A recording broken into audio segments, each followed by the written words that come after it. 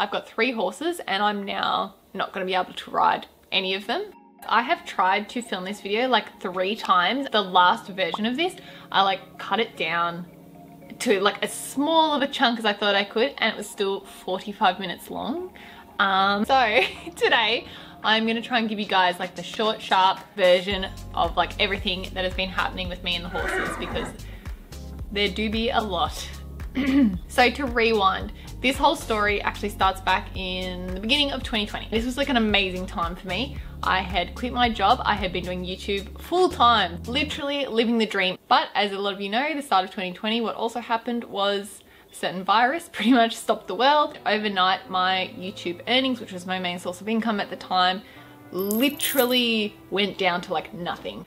It was really scary, and at the time too, I'm sure you'll remember when it all started, like no one really knew what was happening. It was very uncertain, and so I did the responsible but sad thing of going back to a corporate job.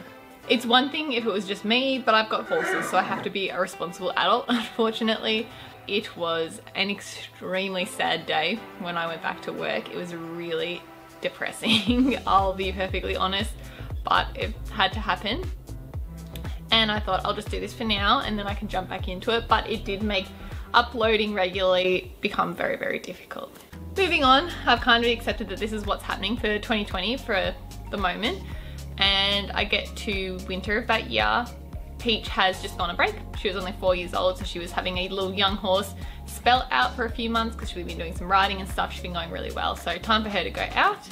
And I decided that that would be the perfect opportunity to bring Fletch back into work. Now, those of you who know that Fletch has got a bit of a complicated medical history at this point. He has head shakers and he also has like a tooth disorder. If you want to know more about some of the issues he's had, you can watch one of my previous videos. Those of you who know though probably already are aware. Outside of summer, he's really good and he doesn't head shake at all. Fletch at this point I think has had almost 2 years off from like proper work.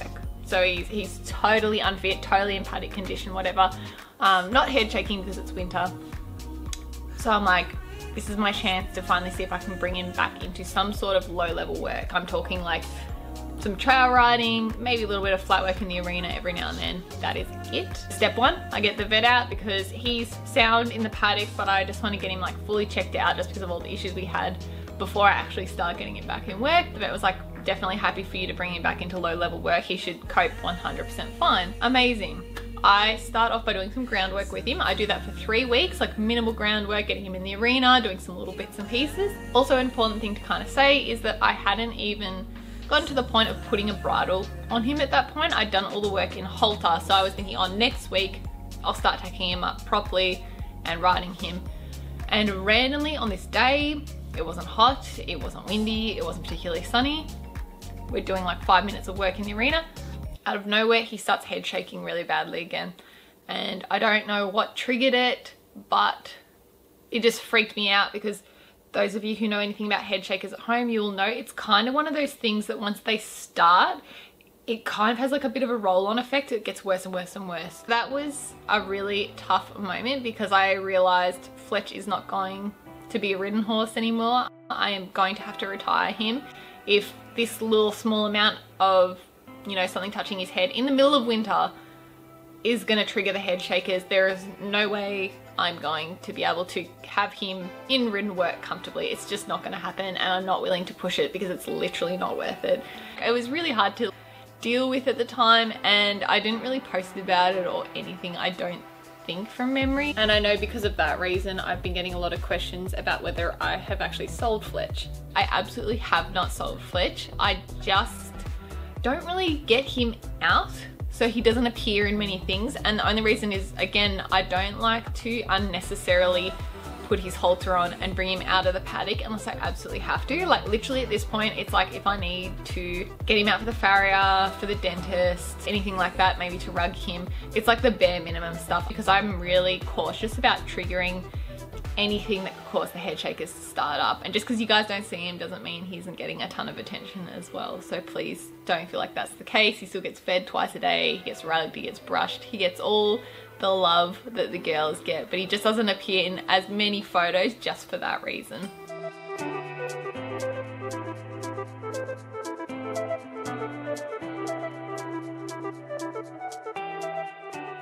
So halfway through 2020 and my year was not going amazing, as I'm sure for most people. It wasn't a great year, let's be honest. But unfortunately my bad luck with the horses continued, and in the previous video I tried to go into depth with some of the things that happened, and that was why the video is 45 minutes long. So I am literally going to give you guys the highlights from that right now of all the things that went wrong. The abscess had made this like giant cavernous hole. He had like pulled or torn a muscle like across her rib cage. I go out to feed the horses and I see Peach, and all 4 of her legs are like tree trunks, giant and swollen. Tic Tac ended up having a freak accident in the paddock. Cheese grated off the back of her heel and a little bit of her hoof as well, like literally just like cleanly like. So she had to have a special like sort of cast type boot put on, but I found out in April that I just need to go in and have some surgery. So surgery was like slightly more intense than I expected. We went back into lockdown again for like 3 months. I've never spent that much money on vet bills. It was insane. It was so bad. So at this point I have had quite a bit of bad luck. I was a bit drained, but we were getting towards the end of 2021. Things were going really well with Peach. Like we were going out and doing our first little cross-country schooling. I was starting to do some jumping with her, doing a lot more outings and stuff, and basically thinking like I want to prep her now for like our first competition. And I was really excited about it. Like everything was going well. And then of course, because I just attracted the bad luck at the moment, she just started to not feel quite right.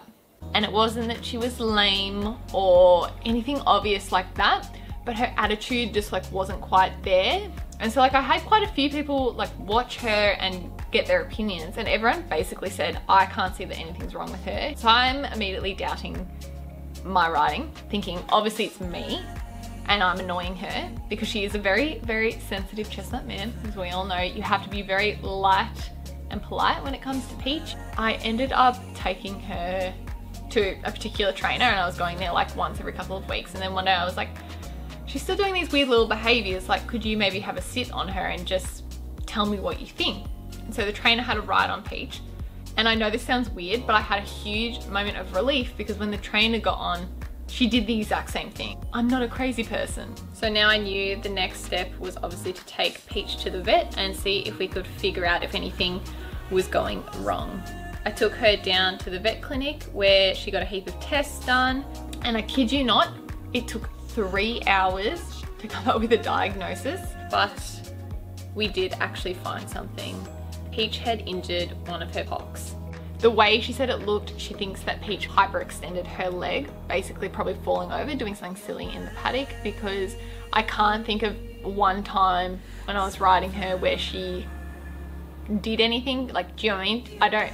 There hasn't been a time where I've like jumped her and she's tripped, or like galloped her or taken her out on like, do you know what I mean? I just haven't done anything crazy where I thought, oh wow, she's hurt herself, because obviously that would be something I'd noticed if she tripped really bad. So we assumed that she did it in the paddock the way it looked. The good thing is that like it was all intact. It's just that area, it's like very tight through the hock. So like if there's a little bit of inflammation, you can imagine that like everything in there is like under pressure and rubbing and not feeling great.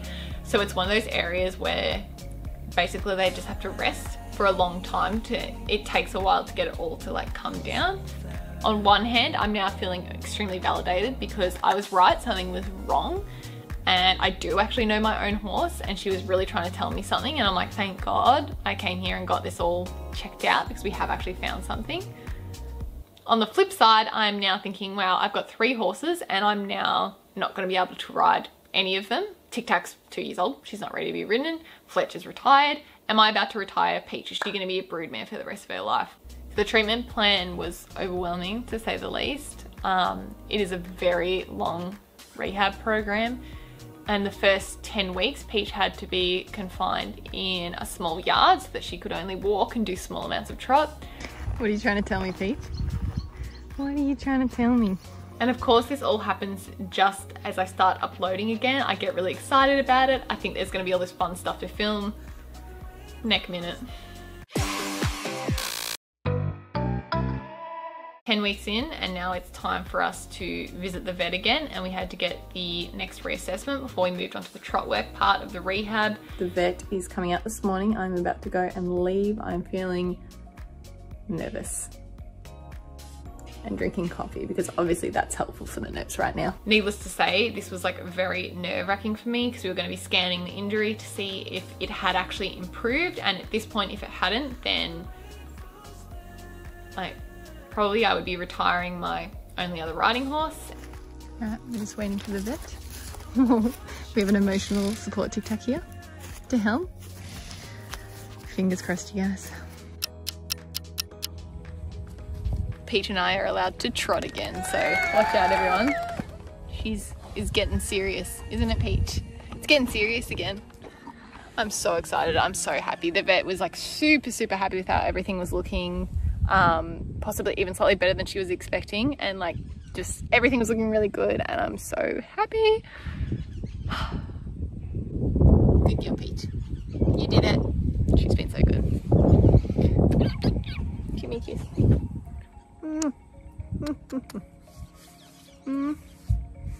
And even better, that was a nice little double chin moment, wasn't it? Even better, this Peach is now allowed to have a yard upgrade as well, so we're gonna be living large. You're gonna have even more space to run. You are, that's true. We got the result, guys. Yeah, I was so happy. I just needed some good luck with the horses. Like, just give me something. I just want to ride Peach. I love riding her. I bought her to ride her. I don't want to turn her into a broodmare. But thank goodness, the scans looked really good.